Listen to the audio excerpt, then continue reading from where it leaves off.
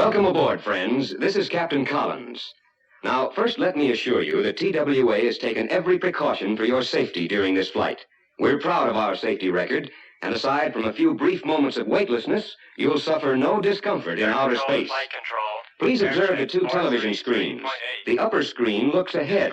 The lower scans the view below our ship. Both will be turned on at takeoff. For the next few moments, it's going to be a bit noisy, so I won't try to speak to you again until we pass through the sonic barrier, where we'll leave the roar of our rockets far behind. Tower to Captain, rocket ship Star of Polaris. You've been cleared for takeoff. Roger, all set, Tower. 8, X7, X6, X5, X4, X3, X2, X1. Fire!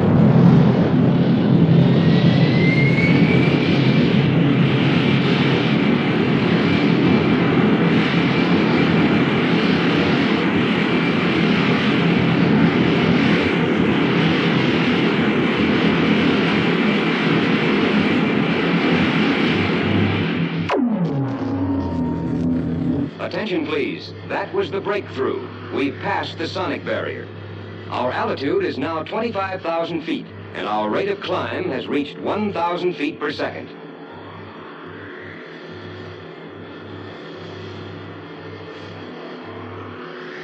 We're still in vertical flight, but soon our course will curve, taking us over the North Polar Cap. Now, in just a moment, on the upper scanner, you'll see the space station Terra. As most of you know, her orbit lies 1,075 miles above the Earth. Now watch closely. Terra travels at almost 16,000 miles an hour, and we'll see her only briefly. Flight control to Captain. Terra approaching. 11-0+2. Few of us realize that Terra has been following this same orbit for 22 years. She was constructed, you know, way back in 1964.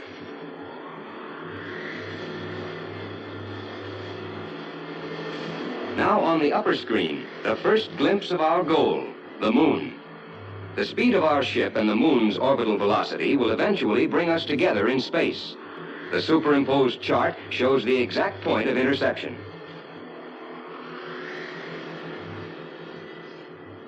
In a few moments, our speed will reach 38 miles per second. We'll then be just about halfway to the moon. But now we must decelerate for our circle around the moon.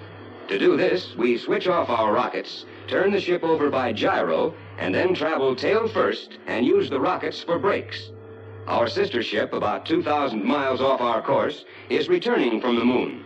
By using our telescopic scanner on the upper screen, we can watch her perform this same operation.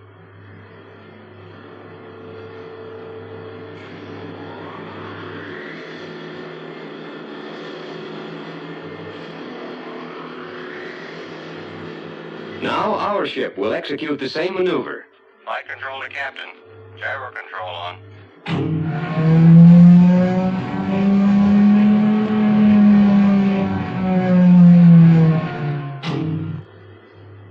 Just outside our field of vision is Halley's Comet.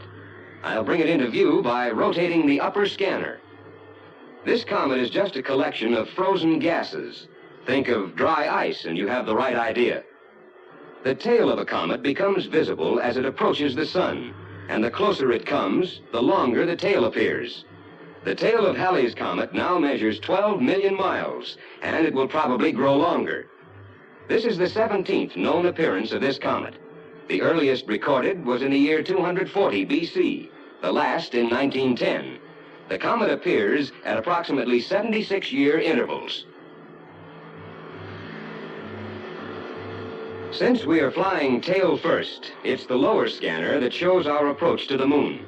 Later, as we circle the moon, it will disappear from the lower scanner and come into view again on the upper screen.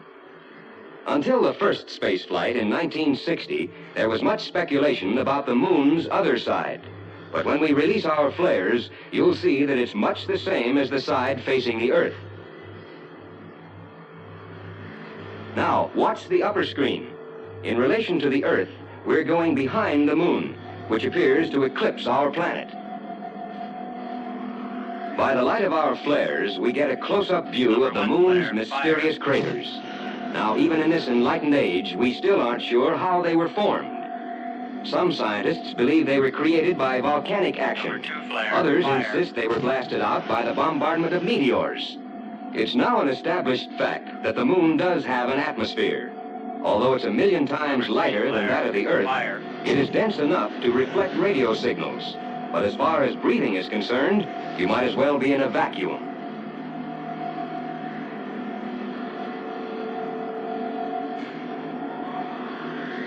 As we complete our circle, the Earth again comes into view.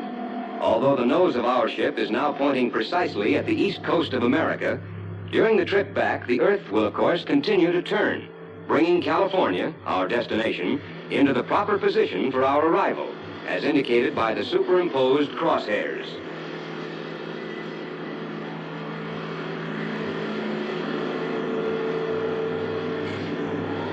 One of the things space travelers never do while in space is to look at the sun.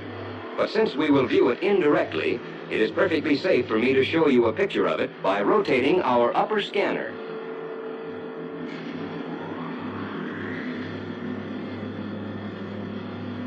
We are using a special instrument to block out the disk so that you can see the flames on the sun's rim. Those faint streamers of light are the corona. The telescopic scanner reveals these solar phenomena called prominences. Under greater magnification, they're seen as tongues of glowing hydrogen, reaching tens of thousands of miles out from the sun's surface. The large area of light seen without high magnification is sunlight reflecting on cosmic dust. And now we'll execute our second turnover. Flight control to Captain. Gyro control on.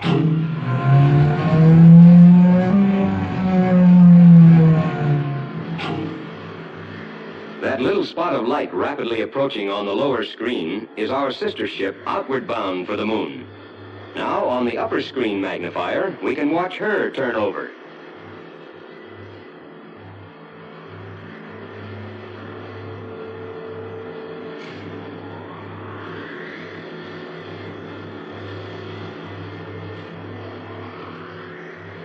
We'll make our landing in Southern California about an hour ahead of sunset.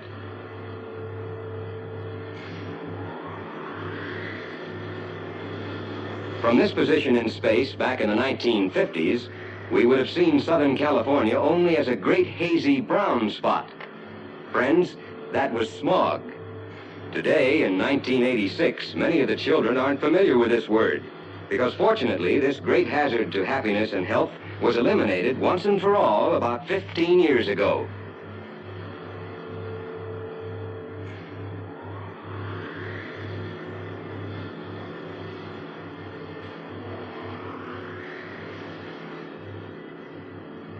Now, as we make our landing, I don't expect any difficulty, but be sure to keep your seats.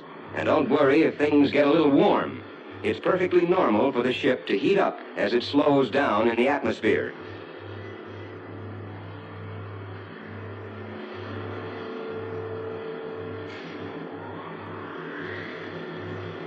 Again, you'll hear the roar of our rockets as we drop below the speed of sound.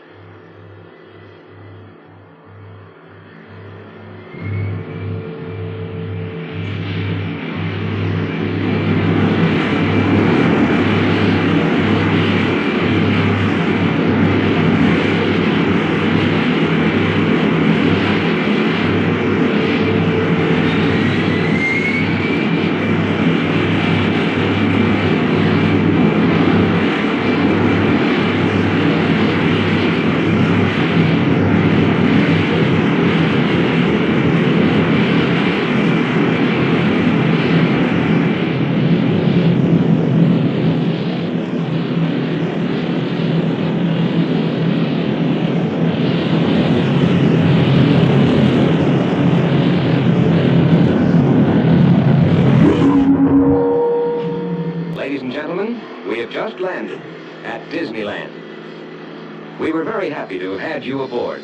We hope you enjoyed your TWA rocket flight and that you will be flying with TWA again soon. This is your captain signing off.